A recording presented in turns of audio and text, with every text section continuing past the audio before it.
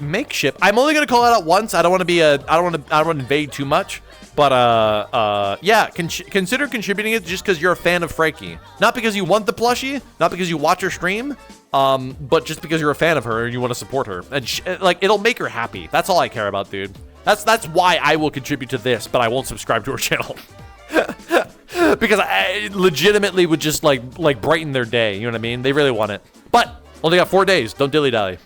I put a note for myself this weekend to support it as well. All right, moving on. Moving on. Breaking.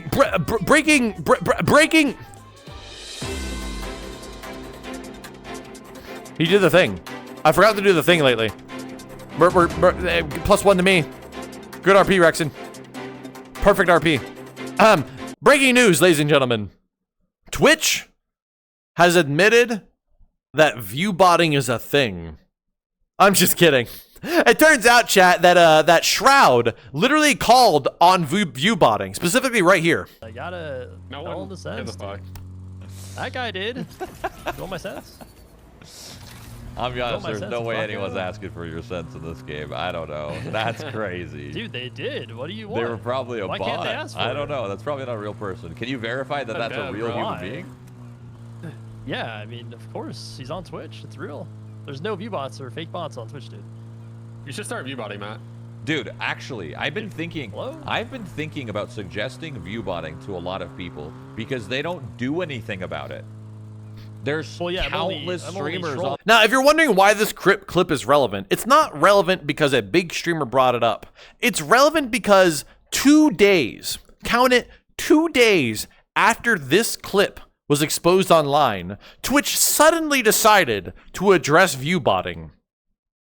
Coincidence? I think not. For you see, Twitch is claiming that they're now cracking down on view botting. In fact, they say, a quick update on view counts. We have teams and tech dedicated to ensuring that the views that show up on channels reflect actual viewership and aren't artificially inflated in any way.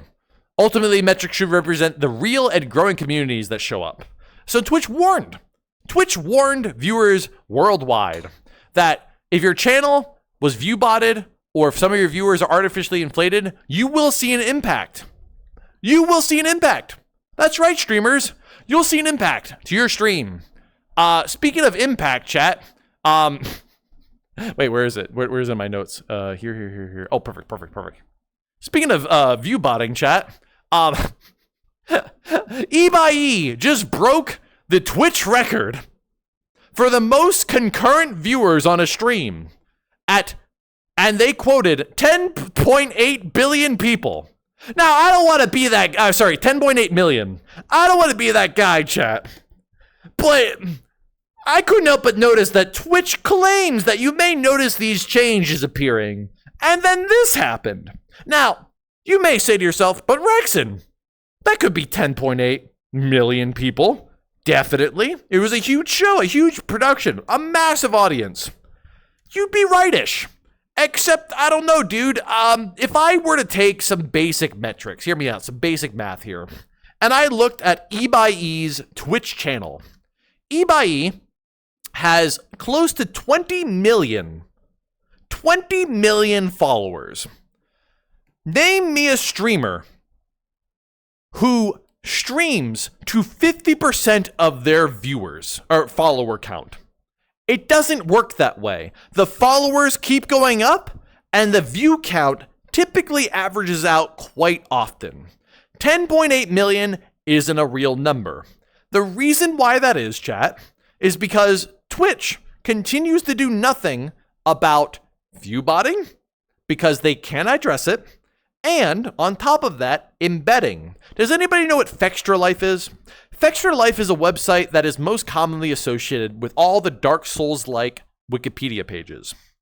Every time a new Dark Souls game comes out, Fextra Life embeds their Twitch channel into the corner of the screen on every single web page for every single page of the Wikipedia. You want to look up something? You want to look up an item, a quest for Dark Souls games? Fextra Life is live streaming it 24/7. And because they are, Fextra Life gets 30,000 plus concurrent viewers. And I'll be honest, the Fextra Life content Isn't that interesting? Kind of mundane hosts. And yet, the embeds make you believe that they're one of the most popular streamers ever, right? So do you think this event, hosted by Ibai, actually had 10.8 million live human beings focused on it? Would you like more proof, chat, how silly this is? There's a website called Kick versus Twitch. And according to this website, 63% of the common Spanish audience is on Kick, not Twitch. Kick actually dominates the Spanish market compared to Twitch. So you're telling me that the majority of Spanish viewers who typically like to watch streamers on Kick have all decided to, as an entire group, 10 million people flocked to Ibai's channel for one day when Ibai, who streams, let's see here, let's take a look at their stream history real quick, who streams typically to, let's see, it went from 9 million viewers to 674,000. So you multiplied your viewers by 100 times. And then right before that, 100,000. And then before those, 40,000. You're telling me that these are some real dedicated viewers. At the end of the day, chat, the only way you could verify that somebody was an authentic viewer is by tracking their IP address. And even then it wouldn't really work, right? Because a bot is just a metric, right? Not a full PC. It's just it's a web request, right? You can't track view botting. But here's the thing, right? This guy really went viral. Truly, he went viral. Here's the joke, right? In this post by Dexerto, which, where did I put it? Right here? Nope, wrong one. Here? Nope, wrong one. Here? Nope, wrong one. Here? Nope, wrong one. Here? Nope, wrong one. Here? Fuck, where's that post? Did I get rid of it already? Fuck, I already got rid of it. Anyways, people were posting in the Ibai channel, or the Ibai post on Dexerto, that, I think I closed it, that they just simply said one word, chat. Who? What does that say? The most popular Twitch streamer. Granted, it's another language, but still, nobody knows, dude. Nobody knows who they are. Are they popular among Spanish? Yes, they are the top Spanish person. Are they the sole factor, like, Spanish streamer? No, but Spanish communities clearly all like to huddle around a very specific subset of streamers. If you guys know who Zilverk is a VTuber in the Spanish community, and he is massive, chat. 2 million plus followers. Do you know what he streams to on average? Like 500 people. 500 people.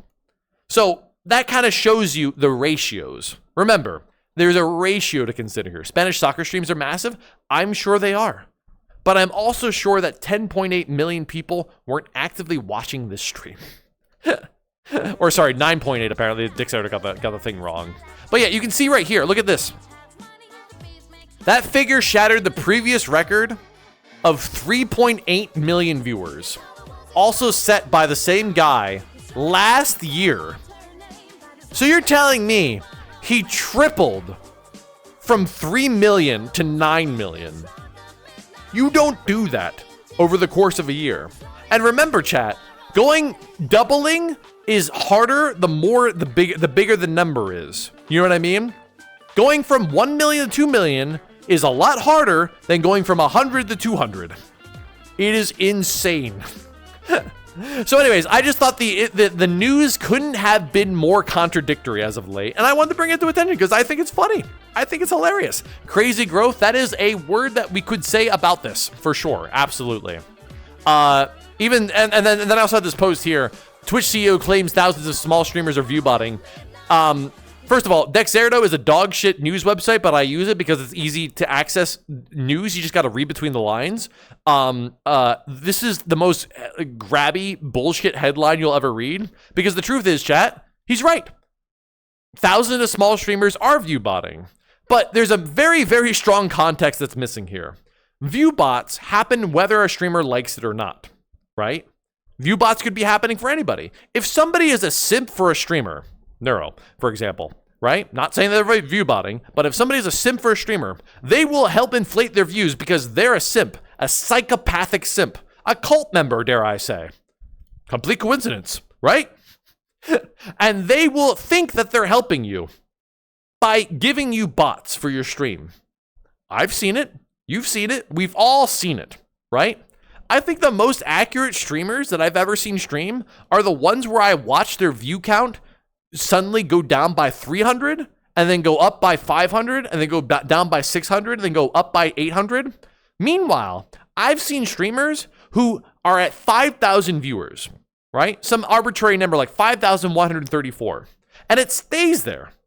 It never seems to fluctuate. So tell me, why does one streamer's audience constantly fluctuate, but another's doesn't?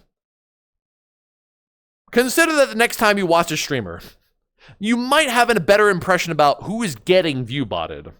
You can't exactly claim that they are running the bots, but it is an interesting subject at the very least. Because if there's one thing view bots do, it's ensure consistency. And that consistency is sus as fuck. Because the reality is, we live in an ADHD world. And when you watch Fillian's view count suddenly skyrocket and then lower by thousands at a time, that makes perfect sense.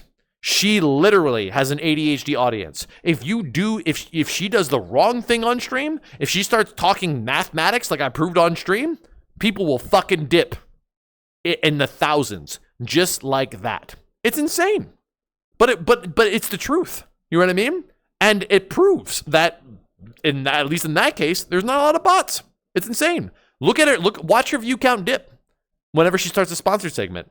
Goes from 6,000 to 3,000, right? And then those 3,000s also fluctuate, but a lot less because those are the dedicated viewers, the ones that want to stay for the entire stream. Most viewers do not watch an entire stream. That has been proven in surveys. Most viewers don't watch entire streams. They jump around, and they tend to jump around all in the same tab as well. How Twitch counts view bots? Unclear. They'll never quite divulge it, but that's the point of view bots, right? It's a never-ending war where view bots are always finding new ways to count, and Twitch is always finding new ways to counter them. It's a never-ending fight. It's a shame. Same tab? Unsure.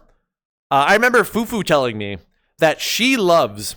Fufu does this thing every time she ends her stream. She will turn on 18 different windows, because she's schizo about it, and keep them at 1% volume. I think she said that, but somebody else told me that maybe. 1% volume, and run them all because she wants to give her friends ad rev and a view. Very wholesome. Extremely wholesome. Very misguided, but very wholesome. Very bad on your bandwidth. Your ISP probably fucking hates you. But it's that kind of thing that makes you then say to yourself, is she like a view bot basically? Like, if everybody did that, are these metrics relevant anymore? And the problem is that view count matters to one person and one person only, sadly. Advertisers. Every view counts towards an ad, right? Twitch has this never-ending legal battle. In fact, YouTube has this problem as well. How does YouTube prove to their advertisers that you watched an ad, right? Do advertisers pay based on a conversion, based on a clicked ad, or do they pay because you sent somebody an ad? How does Twitch prove that they're actually earning the money of the advertisers fairly, right? Granted, advertisers can suck it. They have tons of money, and who cares if they get milked out of this kind of shit, right? But that is why you see this such a hot topic, right? A lot is probably happening behind the scenes for the exact reason. Alicia, 170, thank you for gifting a sub to Licka. Licka, chat? Huh, wait, hold on, let's farm a clip real quick. 1, 2, 3. Alicia, 170, thank you for gifting to Licka?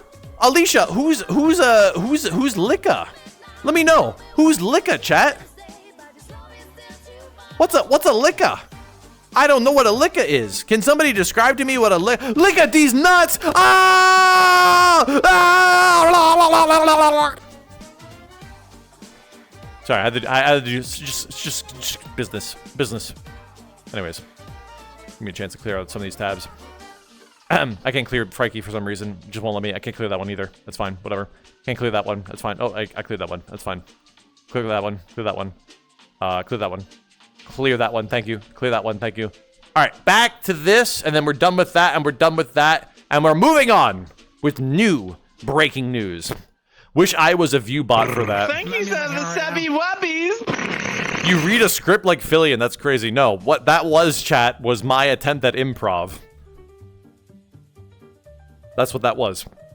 Did I do it? Was I successful? Did I succeed? Anyways, okay. We are moving on from our topic covering Twitch technologies. I actually wrote a whole script for myself in the corner here just to cover all the topics that I wanted to cover.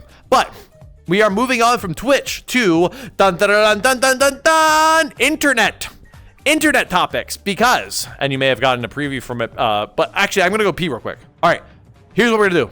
I'm gonna go pee real quick, and then we're gonna move on to a hot topic involving the internet. So, breaking news as I become right back. BRB, 1 second.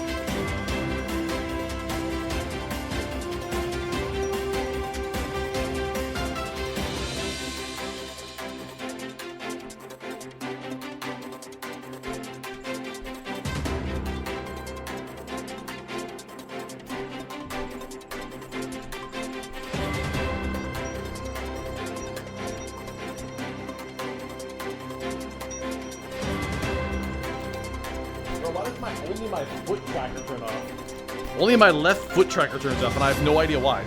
Why is it like that? Does this song loop? Have we confirmed that? I have no idea how often it played. It could be dead. Oh, no, there it goes.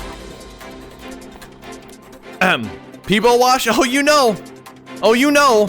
Oh, you know that I definitely was near water at the time. We didn't hear you flush. I didn't take my microphone with me, you psycho. Anyway, chat. We are moving on to our next subject.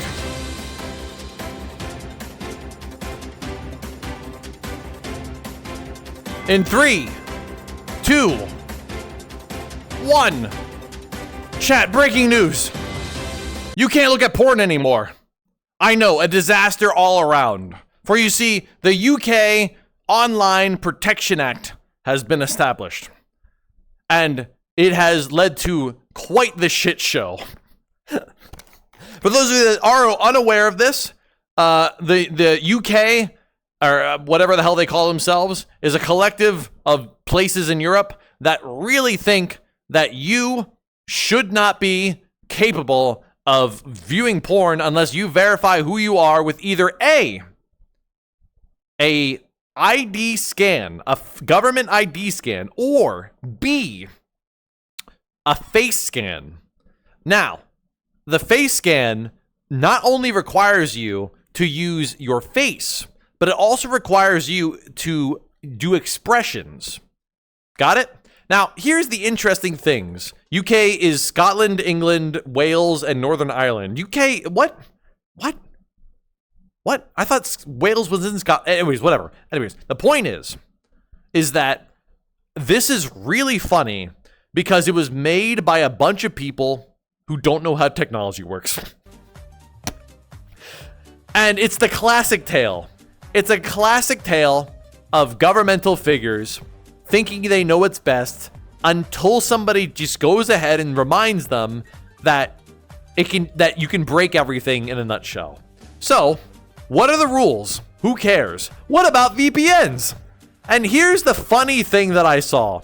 VPN use is only likely to increase when measures come into force later this week. A spokesperson said the VPNs was an issue for government. We certainly do not recommend that anyone uses technology to bypass this. You know the meme where James Franco is sitting with a noose around his neck and he's turned to the side and he goes, "First time, huh?" All I can imagine is that in this particular situation, right? Oh, you want to ban VPNs across, how many countries was that? 5 different countries? Yeah, let me know how that works out for you. It's wild, dude. It's wild. And here's the best part about this, chat. Here's the best part about this, right? UK Privacy Act, right?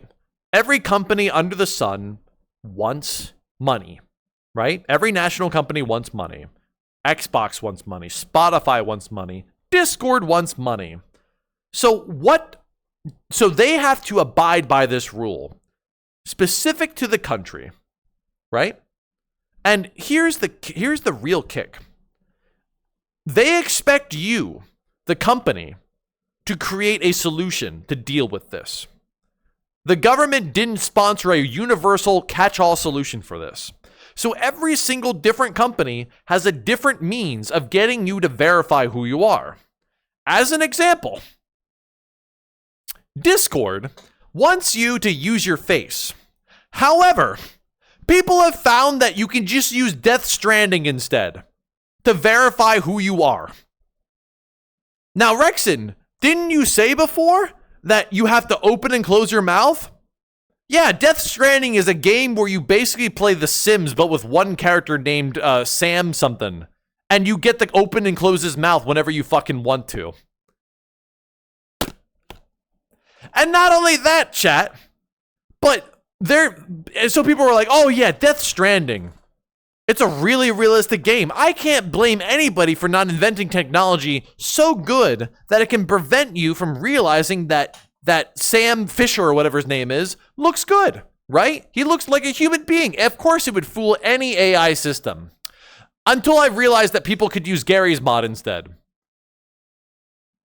See, this is the actual app. It's saying to slowly open your mouth again. It's trying its best to validate that you are human, asking you to constantly move. Now move the camera, stay still, validating your age, and they're in, ladies and gentlemen. And they're in. Just like that.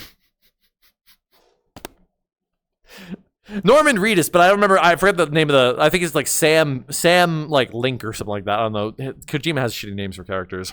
It's so stupid. It's so dumb.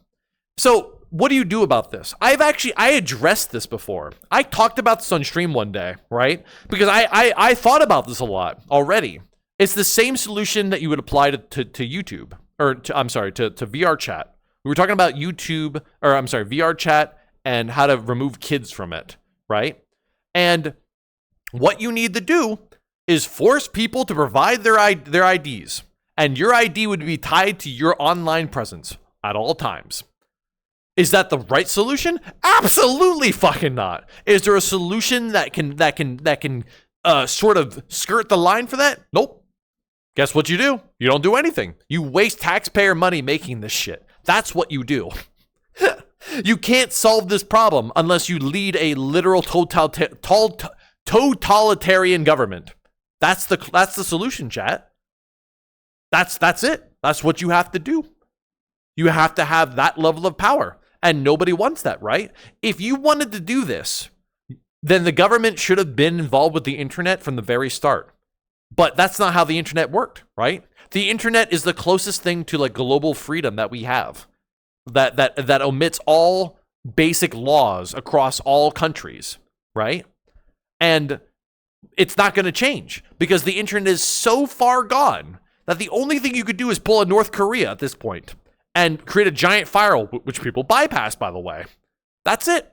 That's all you can do. So to see another country attempt to fix this just proves that history does repeat itself because, go figure, the people that make laws don't actually read history. It's insane. The kids are being protected from Wikipedia and YouTube. Exactly. And as somebody had mentioned in chat, Spotify also has this problem as well. And remember, what is happening here is that these companies are doing one thing because they don't want to spend a lot of money on this, right? They're doing one thing to get you validated. They're using AI. Because if there's one thing you can say to the government that you did to pass this exam, is that you used AI, and they'll believe you. Because at the end of the day, chat, I do something very similar to this. I do what's known as accessibility compliance for websites, right? I have to, on many different websites, meet a certain accessibility standard. I must prove that this website is adaptable to people who are visually impaired, sometimes even hearing impaired, right? But here's the kicker, chat. There's nobody that proves it. There's nobody that proves it. What you do when it comes to accessibility is you have to prove that you tried to make it accessible. That is what you do. There is no sort of official grading system. There is no sort of government program that officially grades you. It's not like food health safety. All you do is attempt to become accessible. And the best part is, chat, it doesn't stop any sort of lawsuit from happening. A guy can still sue you. There are people whose entire living wage is based on going around the world and finding shitty websites and suing them for not keeping up accessibility. Does anybody remember way back, there was a guy named Jack something? I think he's dead now, thank God. But there's a guy named Jack something who fucking hated video games. And he did his best to keep suing video games, trying to like indicate that they're bad for children. He was the guy that said that like Call of Duty promotes terrorism. Yeah, not Jack Doherty. Jack something. I forget his name. But he made waves. Jack Thompson, thank you. Yes, Jack Thompson. Same deal. There are people who work in legal whose entire purpose is to generate profit. I know, shocking in America, right? It's not. I recognize that. But still, that is what this is. This is companies doing the bare minimum to meet law. Because those companies don't believe that children need to be protected in this way. And in one hand, they're kind of wrong about that, right? They should be doing something more. But on the other hand, this is how most companies work in today's society, right? They choose whether or not they care enough about their well-being, right? If somebody ends up suing them, suddenly they go into high gear and they start creating all of these different systems, right? If you guys don't know the famous story about Pornhub, cross his legs, let me tell you a tale about Pornhub. If you guys don't know this, the fun story about Pornhub, or Tumblr for that matter, right? Tumblr is actually a better story. Tumblr is a simpler story. Tumblr didn't moderate at all. They just didn't moderate any content. So what happens to Tumblr? A bunch of porn for the underage suddenly appeared on their website. And by suddenly, I mean it's been there for quite some time. Suddenly, they get a bunch of lawsuits by a whole collective of lawyers who were just gearing up because they saw it coming, right?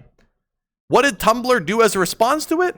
They said, oh, we're just not going to allow virtually any content on our platform anymore. That's why nobody talks about Tumblr anymore. Tumblr still exists, chat, but what you can post on there is little to nothing because every single thing goes through a massive constraint.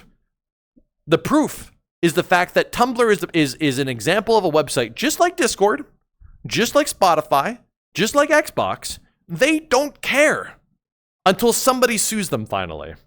So the government steps in and tries to make something out of it, right? Respectfully. However, the fact that the government won't go any further than this, they're like, hey, the guy from Office Space with the stapler. I made a law. You have to follow my law now. Can you? I'm gonna check once in a while if you follow my law, and if you don't follow my law, I'm gonna fine you. I'm gonna fine you for not following my law. Don't hurt me. Don't hurt me. I'm gonna fine you. I'm gonna fine you. I'm gonna fine you for not following my law. And guess what they do fine them, chat? A pittance of the amount of money that they make. And if you know anything about economics, which I've studied for a little while because I do that kind of stuff too. When you make a corporation, suddenly nobody's legally accountable anymore, right? That's the joy of having a corporation. If you break the law, you fine the company for an arbitrary amount of money that doesn't really impact them, right? Like take Apple, for instance. Apple has done the most heinous things in existence, historically speaking. And yet, Steve Jobs didn't go to jail, right? Despite the fact that at some point, some one person said, yeah, do this activity. Same thing here. So anyways, the reason why I bring this up and the reason why I got so political all of a sudden is because I think that this is yet another kind of like, this has a fun correlation to like the view botting and Twitch, right? You're aware of it. You don't really do anything about it because you let it ride as is. You know what I mean? And that's kind of where we're at in like society right now. And it's fascinating. It's fascinating to see suddenly somebody stand up again and be like, I've done it. I have a solution this time. They don't have a solution. They think they do, but only to fill their paycheck. That's about it, you know? I swear people just pass laws because they can nowadays. So, if you think that's bad, chat. So, the Xbox will require UK viewers to verify their age from early 2026 to access full social media features. Again, it's starting to cascade outwards. What else do we got? Hush it. Australia is banning YouTube accounts for users under 16 as part of new social media restrictions. Every country, or whatever the hell Australia counts as, every single country suddenly gives a shit about children now. A little late for that. A little late for that. Fun thing about Australia, if you guys aren't aware of Australia, Australia is home to one of the most censorship-friendly groups imaginable. They are borderlining on cult. They're borderlining on Christian faith group running their government. It's insane. If you don't know this, Australia doesn't even have like 18 plus video games. You can't play Grand Theft Auto in Australia. They think that they're protecting the children. It's wild. So Australia is now going even further beyond. Further beyond by actually just straight up banning YouTube accounts, or at least telling YouTube to ban those accounts that are under the age of 16 or not. And you may be asking yourself, how does YouTube figure that out, guys? That seems kind of weird, right? Somebody could surely just put in their age into YouTube, right? YouTube is rolling out AI to detect if users are under the age of 18. Now, I'm a huge proprietor of AI. I firmly believe that AI is the future. And surely AI will, without a shadow of a doubt, prove that you, Voirin, you, Artie, you, Truckcoon, all of you are clearly over the age of 18. And if you're wondering how YouTube plans on doing this, it will be based on what content you watch. So, naturally, a lot of people have been panicking about this, right? After all, some content that they watch might affect their suspected age. For example, one friend, Frankie, has grown concerned that she shouldn't have watched that 10-hour fart compilation. Respectfully so. She's really got to make up for that fact that it just screwed over her algorithm now. That's a shame. But she's got a plan, chat. Breaking news. Frankie has a plan. Thank God. Frankie has made a playlist that runs 24/7 to feed the YouTube age detection AI so it knows she's old, including but limited to top 10 beers, how to raise successful kids, how to troubleshoot hearing aid problems, Stana stair lifts, and deep forehead wrinkles massage. She's done it. She's done it. And we laugh at this, but the truth is, chat, this just proves how silly the whole fucking thing is. At the end of the day, the many will be punished and the few will be protected. And is it worth it, chat? Is it worth it? No, not really. Not really. I'm 20, but a few billion videos might trick the AI into ban me. No, 1 billion video will trick you that you're tricked into believing that you're 13 or under, probably under 12 at this point. So, as you can imagine, shit's kind of fucked right now, beyond repair, and I watch it with a sad hilarity. You know, if I'm being perfectly real, I watch it and I laugh, but I'm sad on the inside because I genuinely respect what they're trying to do. But it's the fact that they consult nobody about it. And they don't recognize how far gone it is. I realized yesterday, in the UK the age of consent and marriage are 16, but Spotify and Wikipedia are 18 plus, which means you can have a wife and kids but no Wikipedia.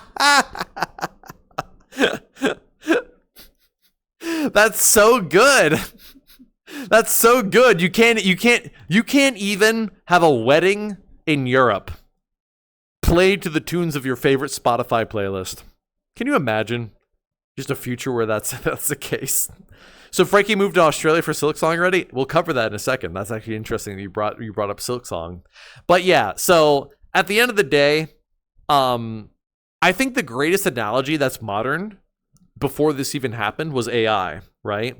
Do you know that there is a commission out there that's trying to invite a bunch of top tier companies to join it? And Meta just recently refused it, but Google joined it. And in that commission, they want everybody who's a member of this group to all abide by a policy. That policy is, among other things, going to respect copyright for AI. Now, I want to be clear that Google has joined this group.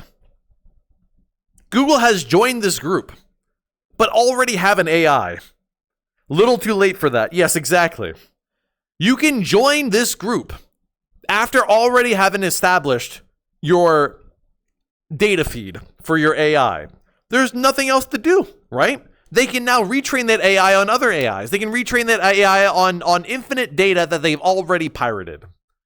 It's just, hey, I promise I won't do it anymore in the future. So AI is proof that stuff like this can't work because we are already too far gone. You know what I mean? We're too far down the rabbit hole. At some point, nobody decided to stand up and look at ChatGPT and say, hey, this is bad. And to give my own personal perspective, I think it wasn't bad, sadly.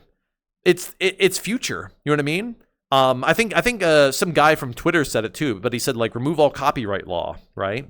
Because it prevents future growth of anything, right? We're all hoarding these ideas that we have, ideas that just benefit humankind, right? Are some things lost along the way? Yeah, it sucks. Is artist work stolen? Yeah, it sucks. But at the end of the day, at the end of the day, AI has the steel to work. And to create a personal assistant that can do anything you want, it has the steel to get there, right? Otherwise, we're going to be 100 years behind. You know what I mean? So, yeah. I see the argument on both sides, but at the end of the day, I'm pro human evolution at the end of the day, right? That's what I want. I grew up watching things like Gundam, right? And Gundam taught me as a kid that I wanted nothing more than Super Earth. I wanted an Earth that was unified, that there were no more countries anymore, right? And of course you realize that how much of a silly idea that was, right? But still, like the same concept applies, is that if humanity all got together, we'd be in the space era by now. You know what I mean? What's the closest thing that we got to actually getting into space? Fucking Cold War. The Cold War is what convinced us to evolve as human beings. War did. So either one of two things will happen: unify Earth or war. Both those things will evolve humanity. You might not survive it. Good luck. It's a shame. Anyways, all right, moving on from this. I think we have one more interesting tidbit from all this, which is this one right here. YouTube has changed their policies once again. In the midst of all of this, YouTube has decided that they will no longer demonetize your videos if you curse within the first 7 seconds. You may not have heard of this. I knew about this because Markiplier brought it up, and I used to be a Markiplier viewer.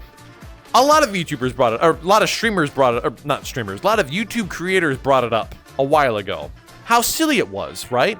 It got so silly, in fact, that I believe one guy by the name of RT Games eventually convinced YouTube's detection system that YouTube was a curse word, and that by saying it in the first 7 seconds maliciously, got his own videos demonetized. So, once again, even with the power of AI nowadays, this is a silly thing that was implemented by YouTube to try and appeal to advertisers who didn't know how any of this worked. And we just had to abide by it, right? Now, YouTube has clarified that apparently you still need to choose your fucks carefully. They phrased it obviously better than that, but you can't curse a lot, and you can't curse consistently. And your thumbnails and title cannot include curse words. But for some reason, opening a video by saying, fuck you, is now going to become, is not going to be considered by advertisers as safe. It's a crazy dance they play, YouTube. It's a crazy dance. I honestly don't envy them for having to deal with this, but they make a fuck ton of money anyways.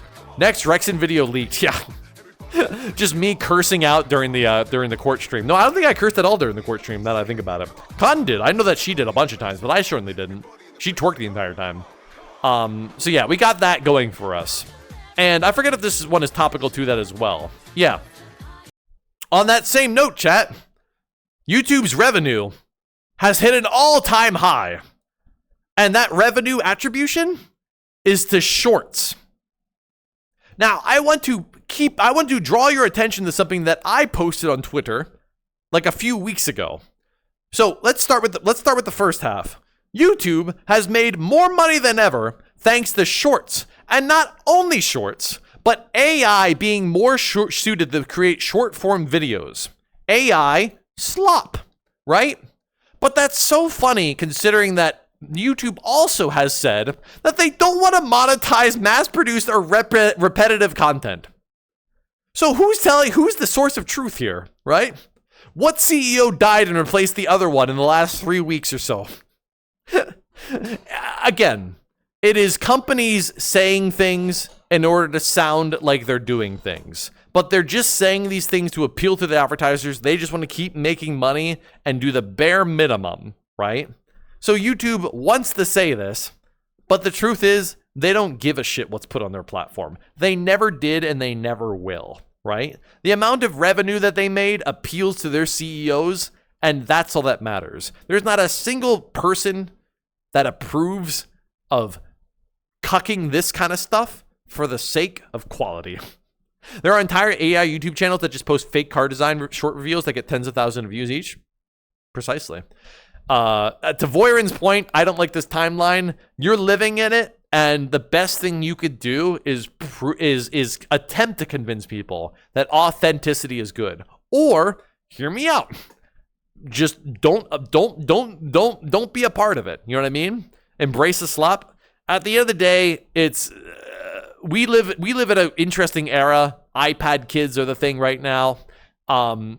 Your children are impressionable, and if this is the future, then it's up to you and your children, God forbid, to tell your kids that this shit is what separates the smart from the idiotic, the brain rotted from the intelligible. You know what I mean? So it's gonna be an interesting.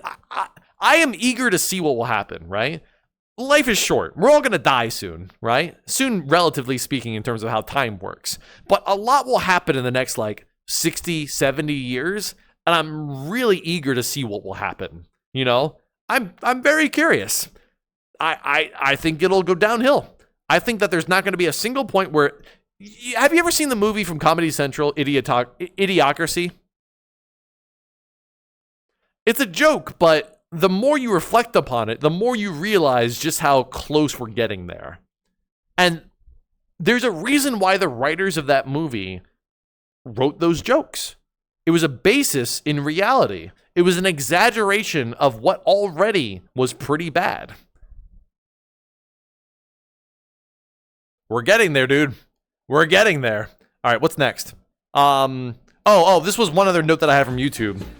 YouTube is testing a feature that lets you have multiple titles for a video, and we'll A/B test them. AKA, you can put in 3 titles to YouTube, and it will show those titles to various people and determine which one got clicked on more.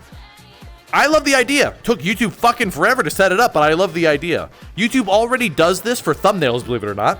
They already do this for thumbnails. I've used it once or twice. I don't think it's very good, but this is a really cool feature. Apparently, it's already out. But unfortunately, YouTube, like most products, only unveiled it to like a select set of streamers or content creators, specifically ones that are huge. And ironically, YouTube has revealed this and given the access to this to a bunch of large content creators who, by the way, large content creators do not give a shit about their titles anymore. A content creator's title when they have 7 million views is, I killed an entire family, and his name is Mr. Beast. It works. Why? Not because of the title, but because Mr. Beast just released a new video. So it always baffles me that companies release these things to large people, expecting them to be the ones testing it. Send it to the small people. The people who will actually give you a correct sample size for how effective your product is. But they don't. Did anybody see that Battlefield 6 was revealed today? Every time I see a large game go out that invites a fuck ton of influencers to play it, they fly out those influencers, right? They had like 80 influencers all sitting in a room fighting against each other, right? Every single one of those influencers, they did not investigate whether or not they actually give a shit about the medium. They only got them because of how much they influence. So I think it's kind of ironic, right? You give things to people to test, even or play test, even though they are the last person to endorse your product. It's silly. It's so silly to me, you know? It's like, what was that? Didn't I lament recently that a game came out and everybody was advertised by it and I wasn't? And I was like, I'd fucking play that. Oh, Mecha Break. I didn't get a Mecha Break sponsorship. I would have gladly played that game and endorsed it. Happily. I would have encouraged people to play Mecha Break constantly. And isn't that what you want? Not a streamer that reads from a script and says, Mecha Break is the new exciting game from Platinum Studios, featuring exciting dialogue, crazy-ass Oshis, and... Are you ever convinced of that? Are children even convinced of that anymore? Not even. Community Mecha Break on Tuesday. Mecha Break, I don't think you can arrange... Mecha Break, unfortunately, like most free-to-play games, doesn't let you play the Battle Royale with a custom lobby. It usually takes the game to die before they make that happen. Like, look, I mean, even Fall Guys did that. Fall Guys took forever to make a custom lobby, dude. It has lobbies in their 6v6. Yeah, if I want to do a community night, I feel like I want to do Mosh Mock or whatever the fuck it's called. But I could do 6v6. I could. There's nothing against it. Mecha Break got really boring quickly because the release literally didn't give any progression. But I enjoyed the game for the gameplay. I legitimately did. Are you saying League is dead? No, League will never die. League will never die because kids don't know how to cling to anything that isn't popular. And League is always popular because it's a cycle, right? A streamer says, wow, League, if I get really good at it, I'll make a lot of money because kids will just watch me because they think it's cool. Kids watch League, say, wow, if I watch League, I should play League. And then I can become famous like that guy and become really cool. Repeats, right? And then guess what the other big games that come out are? They're made by one of two companies, Blizzard or Riot. And Riot makes League. Riot makes Valorant. Dog shit looking game. Boring ass to watch. Fucking pop the charts, dude. That's the most recent game that has been at the top of the charts, isn't it? Am I incorrect? Is that the most recent game that always skirts the top of the top 10 categories on Twitch? It must be, right? Nothing has come out after Valorant. You know why? Because nothing has come out after Valorant. That could be popular enough because either Riot or Overwatch, or not Overwatch, but Blizzard hasn't released it yet. I guess CS2, but you know, is CS2 really a sequel? They added smoke physics, which everybody turned off because they just prevent you from being able to see. Every CS player just plays in the minimum graphics, dude. What does CS2 do? I miss Halo. Even competitive Melee is fun to watch. I agree. But I think the most fun I ever had watching a game online was Rocket League. And nobody plays Rocket League anymore. I thought Rocket League had some of the most skillful looking, most mind-boggling gameplay. I would get out of my seat during Rocket League, dude. It was insane to watch. And then what do they make now? Rematch. You guys want to watch soccer? It's just soccer. You guys want to watch a game where you just play soccer? It's just Rematch. I heard Rematch is good. Don't get me wrong. I'm sure it's great for the soccer fans. But I love Rocket League, dude. It was the most exciting thing. The second most exciting thing to watch next to Rocket League, the finals. But the finals had a very annoying meta where nobody played to the strengths of any sort of dynamicism involving the finals. There was one gun to pick. There was two classes to pick. Everything had an obvious counter so that you only pick like 3 things. It just turned the league, you know? But I loved playing the finals and I loved watching the finals. I didn't need progression. Similar to Mecha Break. The problem with Mecha Break is that part of the progression is getting better items, better weapons and shit for your mech. The finals didn't have that. The finals was really open about like giving you almost all the tools you needed and made it really simple to get all the guns. It was just the skins, right? We need Titanfall 2 Pro Play. Nobody wants to play Titanfall 2 for MLG play. The reason why is that all the MLGs use one class in Titanfall 2, the phase shift. So you really want to watch a bunch of people just phase shift around waiting for the other people to just pop off for 1 second so they can blast them in the head? Boring. Chivalry 2, the Dame in my opinion. Chivalry is great. Watching it is not as fun as watching the other one. Mordhau. Mordhau is a lot more interesting to watch, but at the end of the day, both of them are kind of boring, to be honest. They're so quick and kind of lack a dynamic, like, sort of sword fighting mechanic, you know? Thank you, sir, the Sabby Wubbies. Dear God, why have I subscribed to this egotistic mongrel? He's the pirate software of tubers. Thank you. Chat, all I need to do is open up Paint and then I'll be Pirate Software. No, I share opinions just like Pirate Software does, but I share opinions. The thing is that Pirate Software acts like they're facts. I try to back them up to make them seem like they're believable opinions. Too many mech games came out these few months on Steam. Did they really? I'm trying to think of other mech games that came out. I can't really think of any others besides Mecha Break. I could be wrong. I'm not really sure. Rexon is bad, but he's not that bad. Thank you. Where did your dad work? It's a joke, don't answer. My dad is homeless. Now make a joke. I'll wait. Go on. What's the punchline to my dad is homeless?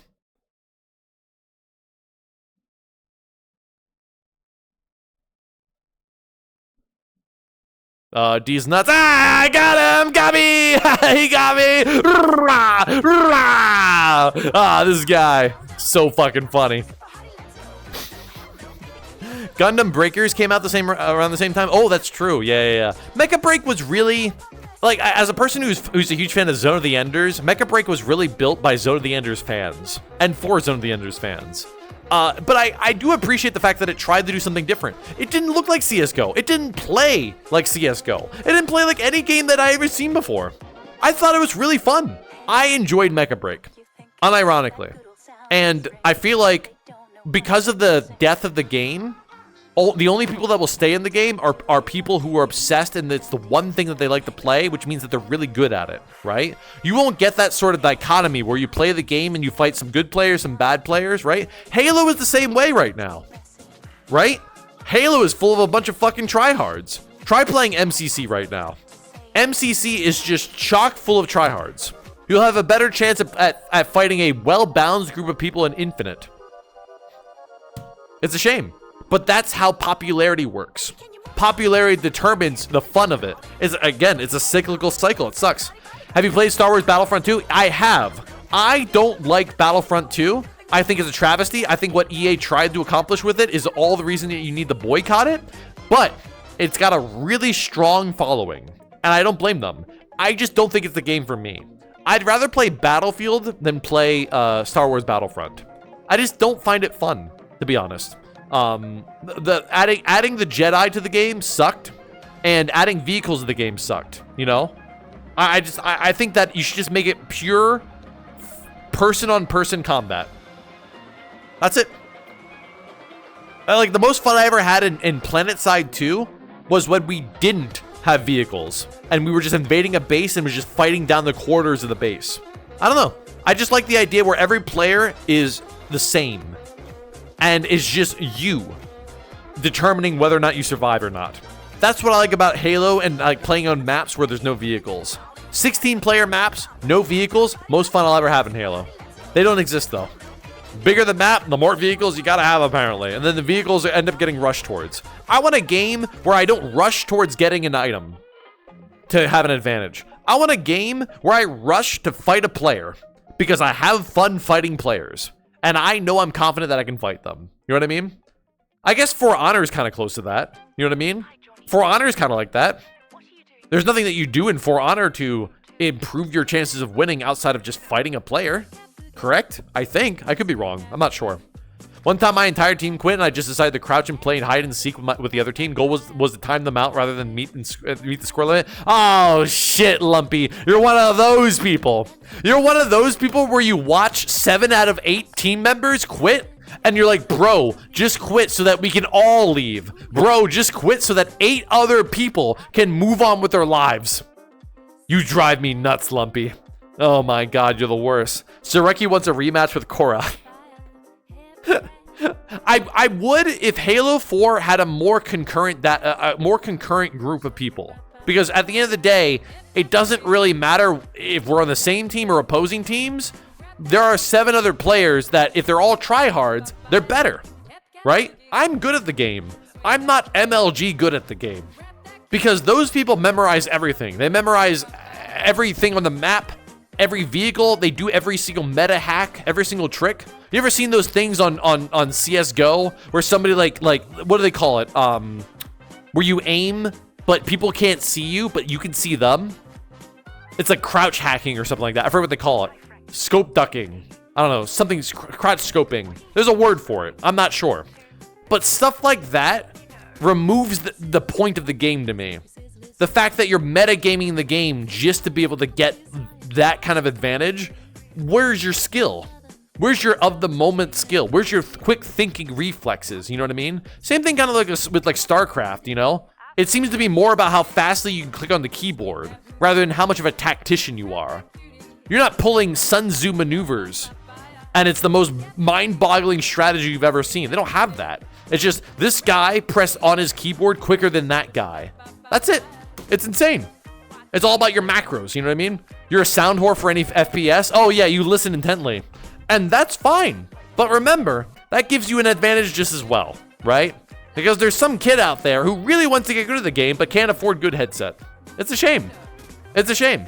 How do you make a system, a gameplay that requires just skill and no peripherals, no assistance? You don't. The answer is you don't. Because we are human beings and we like to cheat to win, as proven by any sport ever. There's a reason why steroids are a thing. Anyways, all right. Moving on, we have more breaking news. I believe we are moving on to... Wait, where are we at now? Oh, no. We have a little bit more in the entertainment industry. One more thing. One more thing. Now, this is frightening. And I don't mean that just based on the image alone. Don't worry, if I scroll down, it won't ban me. Valve has confirmed that credit card companies are pressuring it to delist certain games moving forward. And not only Valve has been pressured, other companies, including, unfortunately, itch.io. If you're unfamiliar with what itch.io is, they're a great platform for demonstrating indie games without having to deal with all the shit that Valve has to do for you. For example, the fact that Valve takes 30% of your profits, right? Itch.io is a great place to find and discover new indie hits before they even come out. An example is Buckshot Roulette. Buckshot Roulette got famous because of Itch.io, not because of Steam. Steam only supported it further. So, we are in an interesting era now. Again, I look at it with great intrigue because basically, credit card companies can now impart personal decisions onto companies for processing their payments, right? And again, not to get super political here, but we arrived at this state of being in the world because we didn't do enough to prevent 5 or so companies from